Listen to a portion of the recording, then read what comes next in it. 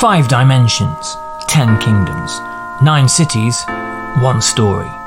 Welcome to Arclanders Assemble, the weekly podcast of the Arcverse. Each week, Teamverse will take you on a guided tour from the streets of Arc to the icebound islands of Celestium. There'll be GMing tips, world-building advice, plus monsters, heroes and lore.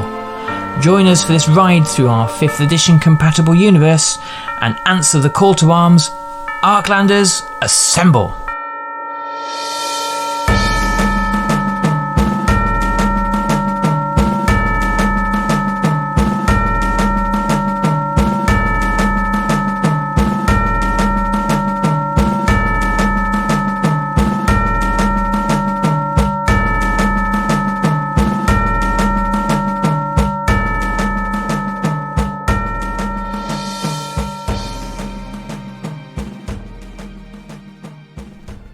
Okay, welcome again to Arclanders Assemble. It's great to have you guys back here, and this is another week in the Arcverse, and we're going to start off by talking a little bit about what's going on. Okay, so really excited by the news that this week we will be putting out the Arclander, which is our new quarterly zine.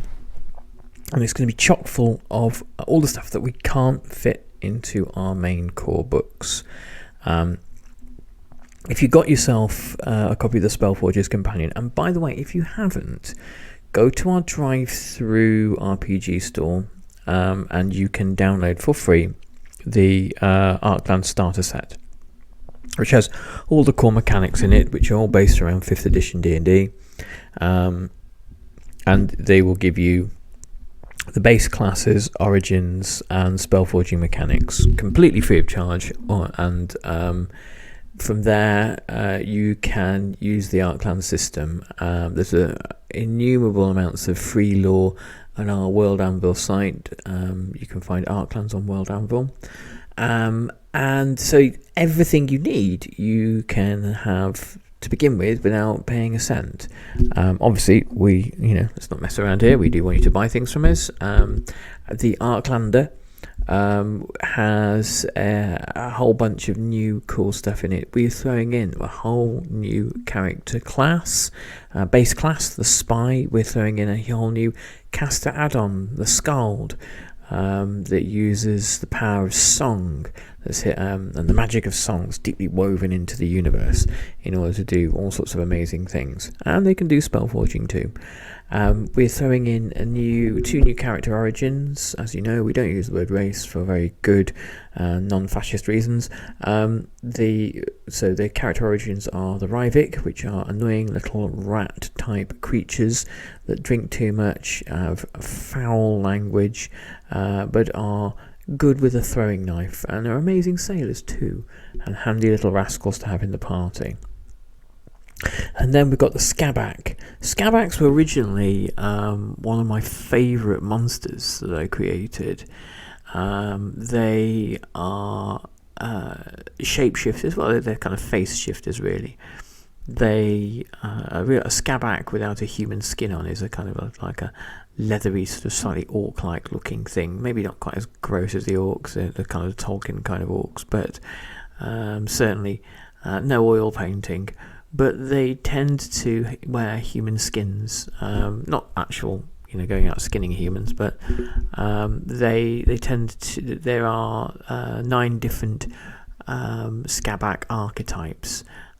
So much as in Battlestar Galactica, where, let's face it, I quasi stole the idea from, you get 9 different versions of the Skabak. And if you've met enough Skabaks over time, you'll come to spot which ones those are.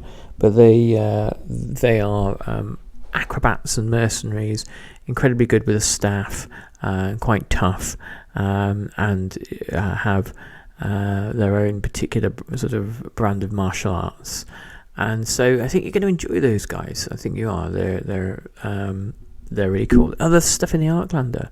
So we have created 3 extra dimensional entities for your Vowbinder, which is our take on the Warlock, to be in alliance with. Might not be a very kind of fair or equal alliance, but that's what happens when you start to sell your soul to extra dimensional powers. And my favourite of these horrible beasties is the gigantic worm in the Red Waste called Erethmuge, that is sort of like one, resembles perhaps one of the worms out of Dune, but is much more of an arsehole, and is a kind of like an interdimensional gangster. But more on him later, more on him in later editions. So the Arclander's coming out, excuse me, and we're also next week launching our preview page for the Book of the Phantasm Kickstarter. Again, this is really exciting times. This is our 3rd core book that we're going to be kickstarting, and I personally am quite amazed we're here. We got our first book in the air, and then the Book of the Graces, next the Book of the Phantasm, and we're even planning out the initial ideas around the Book of the Fae, which is going to be a real cracker. So the Book of the Phantasm. The Phantasm's a fascinating place. When the Sundering happened and the Keeper, the one god of the universe, not a particularly pleasant one, died, the Phantasm, as for reasons as shall suddenly be revealed, was born as a kind of parallel reality that runs alongside the mortal realm, and is kind of attached to it and leeches off power from it and all that kind of stuff. The Phantasm is a place of almost endless war. Its creator, this being called Onychius, and 5 avatars, which are drawn from the consciousness of the Keeper, waged war between them, one another, for control of the Phantasm.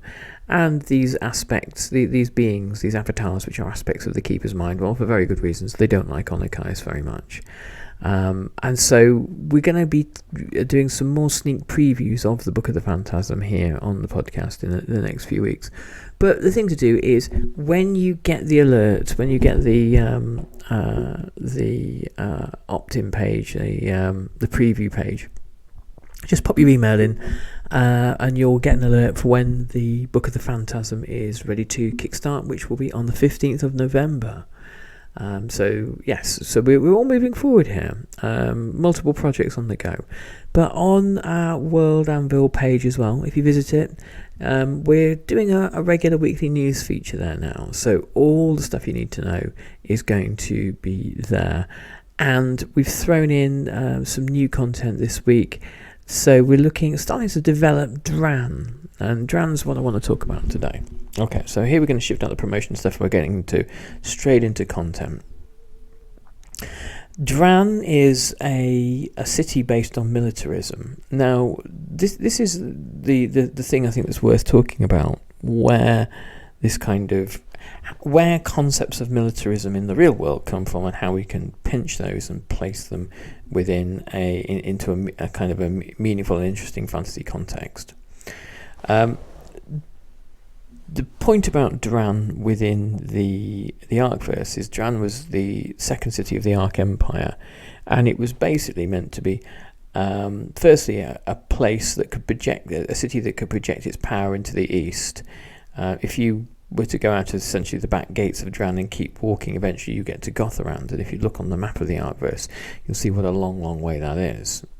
But the whole point was Dran was far enough north to get round the mountains, and then it could project its power across the plains and give the east a good bashing. This is why Dran is always known as the Hammer of the East.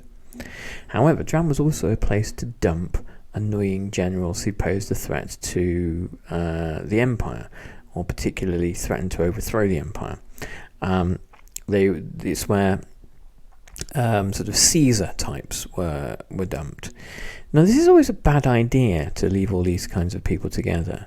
During the 1930s, the Spanish Republican government sent troublesome fascist generals to the Canary Islands and sometimes to North Africa, but mainly to the Canary Islands, where they thought, they couldn't do any harm.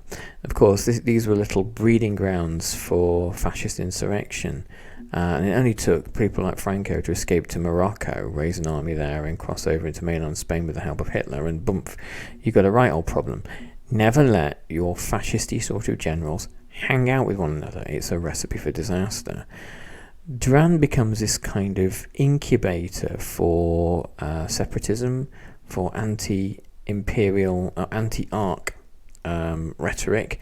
So they become the various generals and insurrectionaries and disgruntled nobles become linked together in various sort of little secret societies and blood feuds and this kind of thing, and they're unified by the idea of finally overthrowing the Arkish throne, which they eventually do. It takes them a long time, but they eventually achieve it.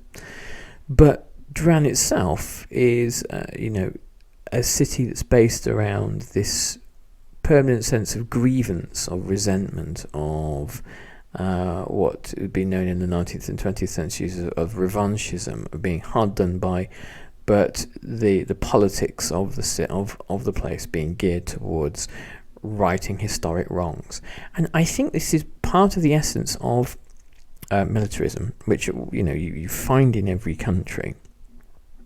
But certain countries become defined by it, either because they're a kind of a siege state. I mean, if you take an example of, say, modern Israel, for example, highly militarized society, believes itself to be under threat and surrounded by millions of enemies and must be constantly engaged in struggle.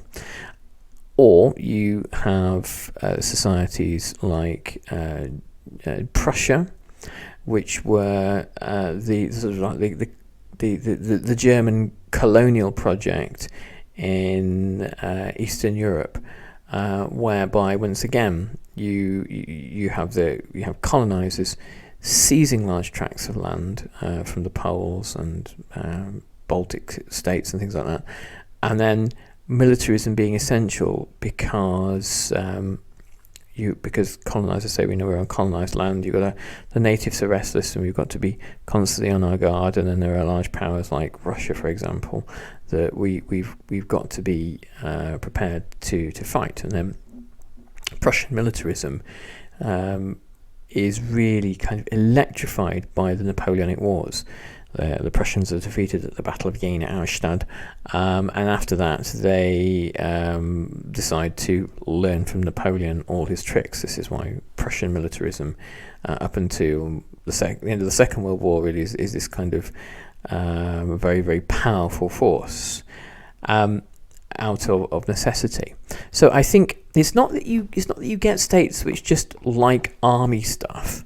It's that if you get states where the politics necessitates a fixation with military power, and you get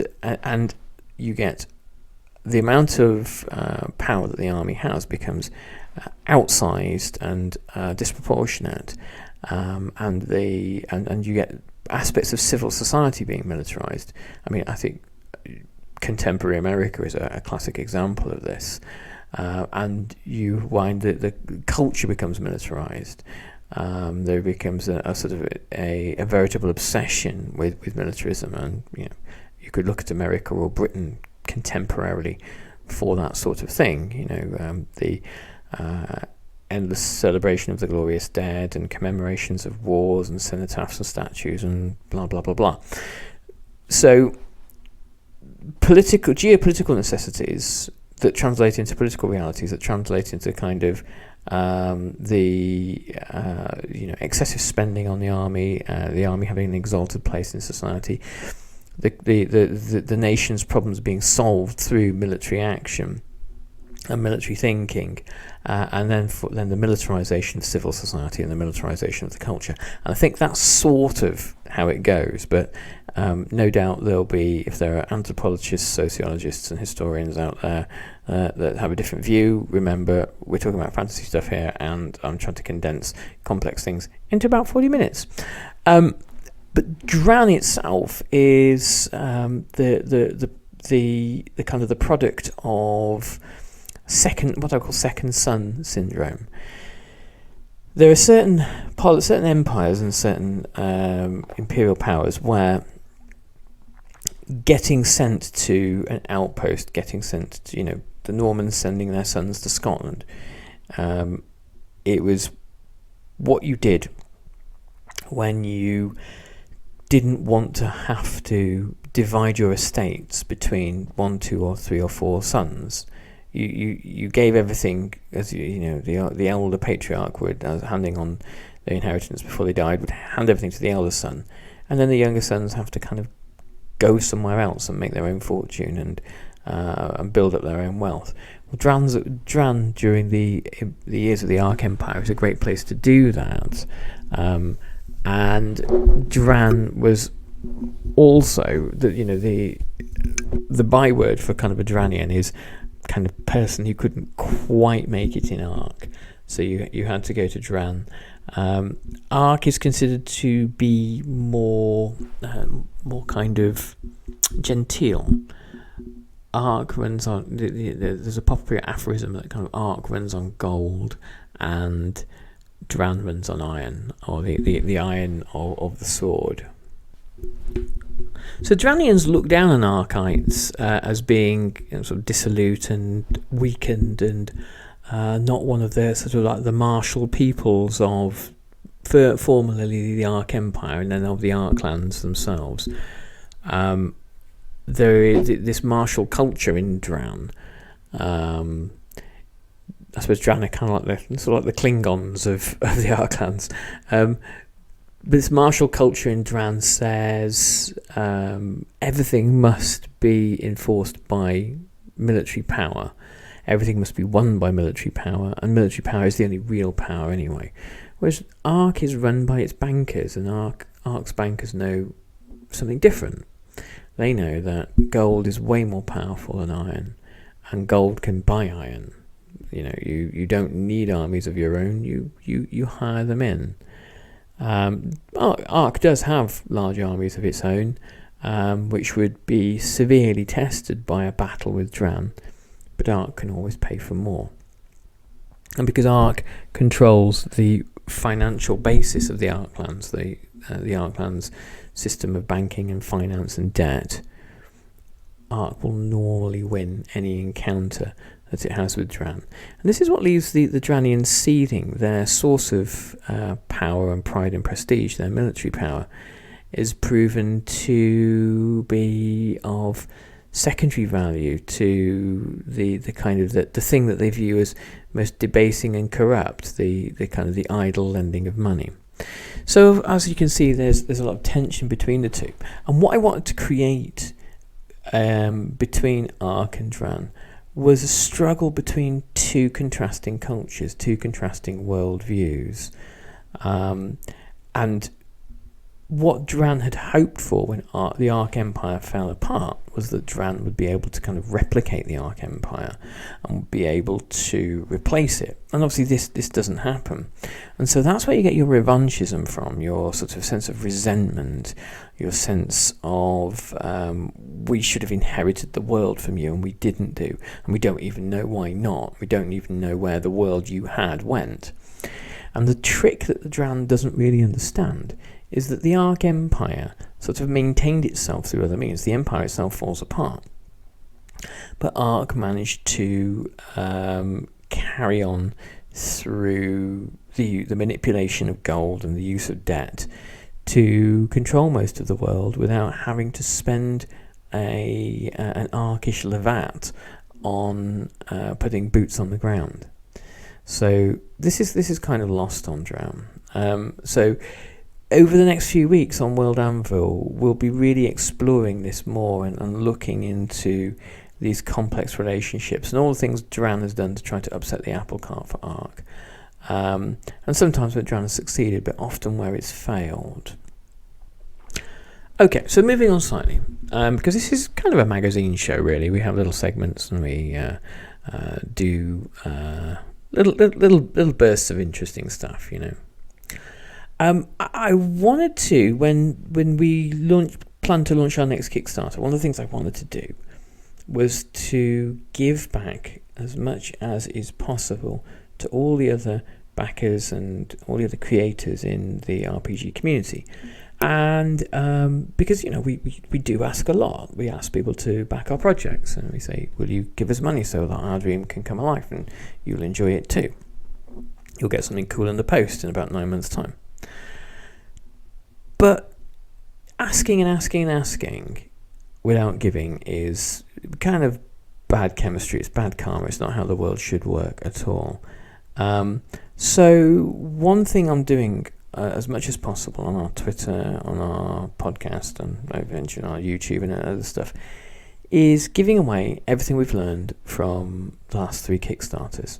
Now, to give this some kind of caveat this a little bit, our Kickstarters have raised around the $4,000 mark, so they've never kind of raised the 10, 50, 100,000 pound sort of big hauls that you see people getting, but we're going to try to get there, obviously. But each one has been successful, and there seems to be, even if all we can talk about at the moment is modest success, there seems to be a kind of success formula that perhaps if you emulate it, you might knock it out of the park. But I would say we talked a while back about having a clearly articulatable core concept, and I've written about this on for the World Anvil blog and in various other places. But without a clear concept that an elevator pitch for your Kickstarter, people won't get it. And you've got the people's attention spans are shrinking by the hour, particularly online. So you need to be able to say what your Kickstarter is. This is a 5th edition world for ninjas. Okay, right, cool, something like that. Super simple. Obviously, it's going to be way more complicated than that. But you don't want to do that. Complexity confuses, and if you confuse, you lose. Okay. The next thing that you need to do is to be able to write a kind of a story of your on your Kickstarter or Indiegogo, whatever. You need to be able to write a clear and concise story about what your Kickstarter is and why people should part with. You're probably going to be asking for some considerable sums of money eventually. Some of your tiers might be even a couple of £100 or dollars. So how do you do that? Okay, well, this comes down to the essence of copywriting. Okay, this copywriting is part of what I do. I write copy for all sorts of people. But you have to step out of yourself for a moment. You have to step out of yourself and you have to step into the other person. So imagine you have a roleplay gamer who spends a bit of money on Kickstarter every month, and the Kickstarter will constantly be emailing them with new shiny stuff to look at, and they'll go on Kickstarter and scroll through the projects and think, ooh, that looks pretty. Okay. Some of those people might have backed things that they regretted in the past. Some of them might have been disappointed by certain projects. So there'll be an element of wariness too. And they won't know you from a bar of soap, and they won't know your project, and your project won't be special to them. Your project is very, very special to you, and I understand that. But it won't be special to them, not yet, because they haven't bought into it, because you haven't explained it to them. You've put in right at the top a little hook. This is a 5th edition game for ninjas, or for cyber ninjas. But the actual body of the text, the first danger is you can get bogged down in telling the minutiae of the story of everything that you've ever written about this fantasy world that you're adapting into a core rule book to sell to them. Don't do that, because they haven't got the time. They need it firstly to be once again sort of slightly summarized in slightly greater depth. You might want to have what I call a kind of a drop intro. So you start with an introduction with a kind of like an enigma, a mystery in it. It began in the age of the dragons. Okay, what did? Well, and then you can start to tell the story. 5 heroes rose to power in the age of the dragons, and each of them was gifted with a mighty gem by the gods, which shaped the universe. But over time, when the dark Sunderer came, they lost their gems, and they were buried in the heart of the earth. And each of the 5 heroes was slain, their blood shaping the land. All this kind of stuff. And then, bump. Okay, right. That's a paragraph of drop intro and backstory. No one's going to care any more about that. You do not get into writing the Silmarillion here. What they're going to care is, if I play this, the first thought is, if I play this, what happens? Your characters are hero ninjas who travel the land, in warrior bands, and then very quickly, here are the types of ninja you play: air ninja, fire ninja, water ninja, jungle ninja, bum bum bum bum. By the way, this sounds awesome, like an awesome game. If anyone wants to just borrow this idea, you can have it. And then very quickly, you've listed what the first bit of the playability of the game. The person who's reading this is going to be walking between two paths, really. They want story playability. So then you can drop back into story and say the world your heroes will be traveling in is very, very perilous.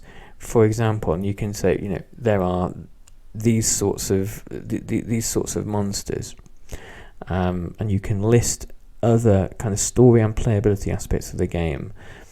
Fight undead dragons, fight ethereal fire lords, wander through the mazes of the dark city of Zagan, where there is a blind assassin around every corner, whatever. Then you can come out of that again, and then you can even you can even take them further back and say, so how did this all begin? Because you've started on a journey. You told them the backstory of the world, a bit of the playability, and now you might ask, who are we?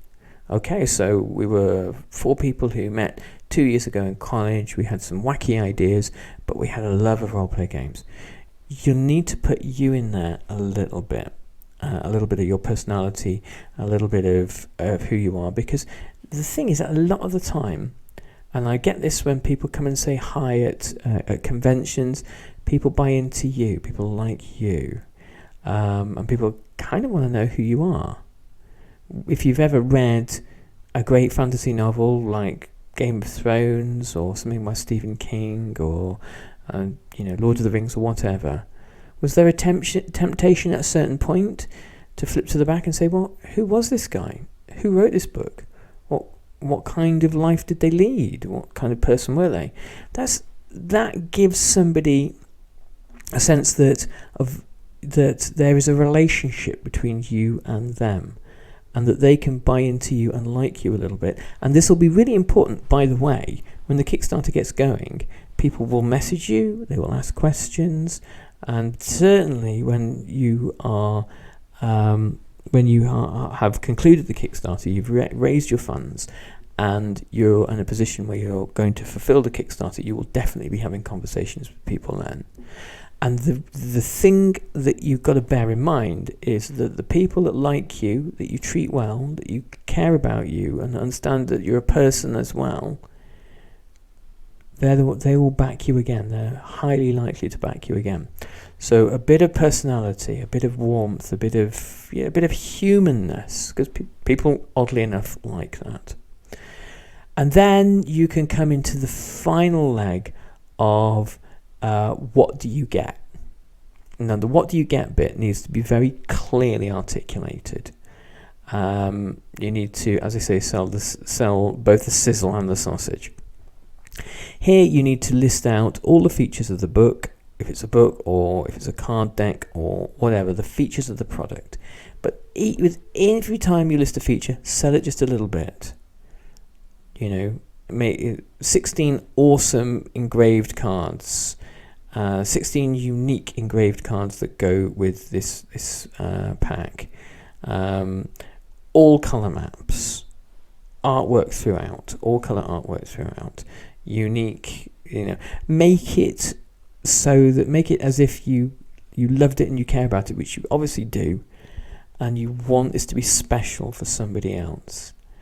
The way I think about it sometimes is, if I had some dear friends to come round and I was cooking a beautiful meal for them, I would want it to be special for them, and I would want to tell them, this is the lovely piece of salmon or whatever. I would want them to know and to get the sense that this is special and it is for them. That's the kind of the core concept that you also need to take away with you. You are writing this Kickstarter page and creating this product to give something to somebody else. The fact that they will give you money to help you create the thing to give to them is kind of incidental. And when you get a load of money at the end of it, you have to remember you haven't really got a load of money. You've got, for the most part, the cash flow you need to make the project happen, and then some hopefully left over if you've done your numbers properly.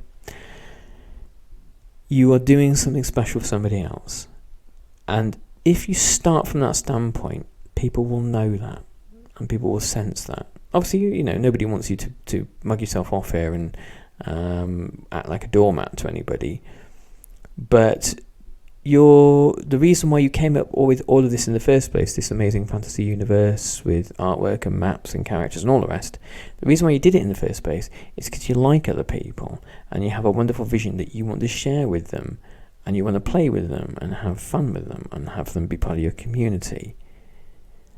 There are easier ways to make money, but normally that just involves being like a buy-to-let landlord and doing people over.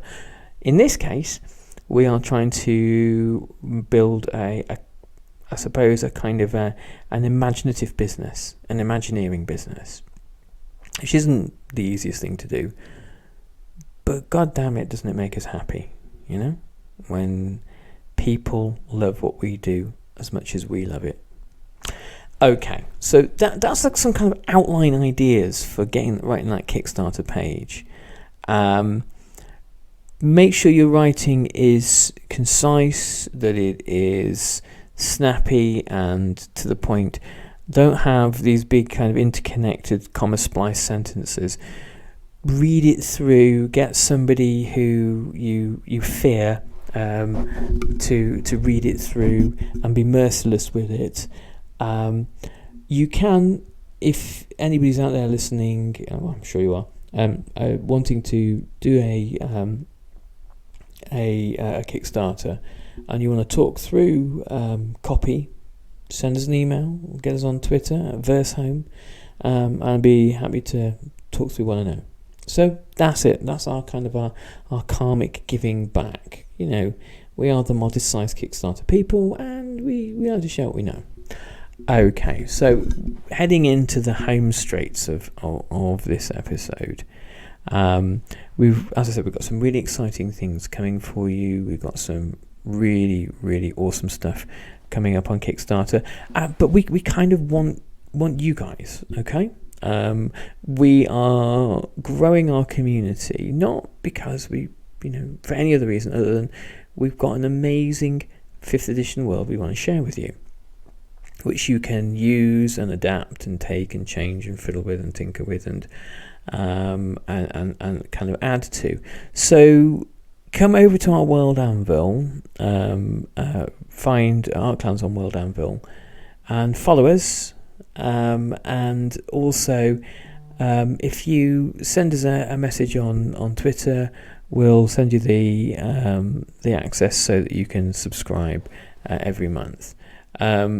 But do follow us, because we really, really want to. We put out articles every week from this growing world of richness and complexity and mystery and peril that's kind of emerging every single week. And we've got some awesome writing on the site as well. I keep forgetting this. Our web novel, A Fire in the Heart of Knowing, is on the site, and we put in, hopefully we're trying to put in a new chapter every other week or so. So it's going to be eventually quite the monster, I'm pretty sure. But we also want people to download and play and use our stuff. There's plenty of free content on there. And to really kind of get to know the Arcverse. This is what our vision always was, of a community of players all playing in the same universe, and enjoying the same stuff that we're putting out there. So do get in touch. We really want to hear from you. We created this for you guys, for all of you.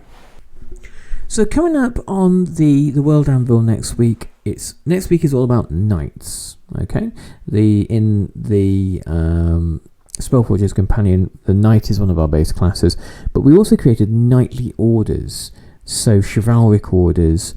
Some of those are based around particular powers. I mean, Dran has its own knightly order that you can play. We're going to throw that in anyway. The 5th Legion of Dran. And the Middlelands has their own order, the Honourable Company of Trailkeepers, who fight with pole arms and long things by and large. But next week, what we want to do is explore these a little further. I mean, and another of the knightly orders is the Hipostic Knights, and the Ember Legion and the Iron Army. And the reason why we're going to write about this a lot is because, again, knights and chivalric orders always had a kind of a real-world context, whether you're talking about the Knights Templars or the samurai in Japan. They always had a kind of a real-world socio-economic, political and cultural and historic context, and this, as you can probably tell, is what this podcast and a lot of what all the writing we do in the Arcverse is all about. You've got a group of history teachers and archaeologists on the case, and you're not going to get anything generic. So we're really excited to be bringing the new articles on knightly orders to you next week. And we'd be keen to, because there's scope within the Arcverse to open it up to new orders of warriors and secret societies and things like that.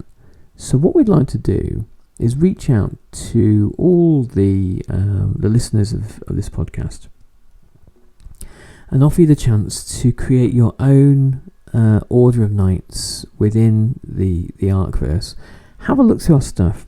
Find somewhere on the World Anvil and you think, wow, that's an interesting and underexplored place. I wonder if there is a league of elite warriors there.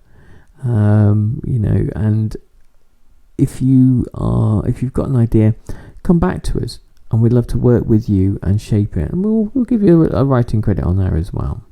So have a look, and I'll put all the links to everything in the show notes, as I always do.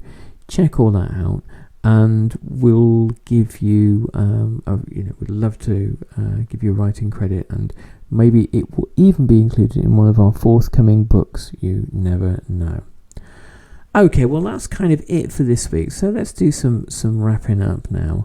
Thanks very much for listening, and just a big shout out to the Arklands team of myself and Alex and Katya and Chloe, our community manager and developer of the Arklander, and also to our second artist, Claire, who has contributed an absolute ton of amazing new artwork for the Arklander. So a massive thank you to all of those guys, and to everybody who listens in, and everybody who has backed us, and everybody who just kind of contributes to making the Arcverse a reality. So thanks very much, and we'll catch you on the next Arklanders Assemble. And remember, as always, forge your power, comrades, forge your power.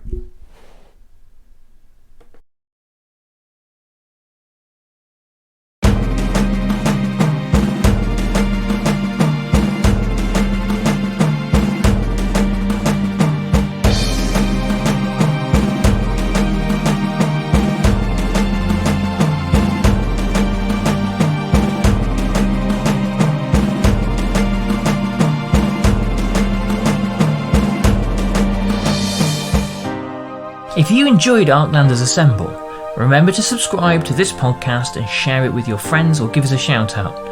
We'll need an army to stop the darkness that's coming. You can find us on Discord, World Anvil, YouTube, Twitter, DriveThru RPG and Kickstarter, and the links are available in the show notes. Catch next week's episode on iTunes, Spotify and all good pod hosters, and come and find us on social media. We'd love your feedback.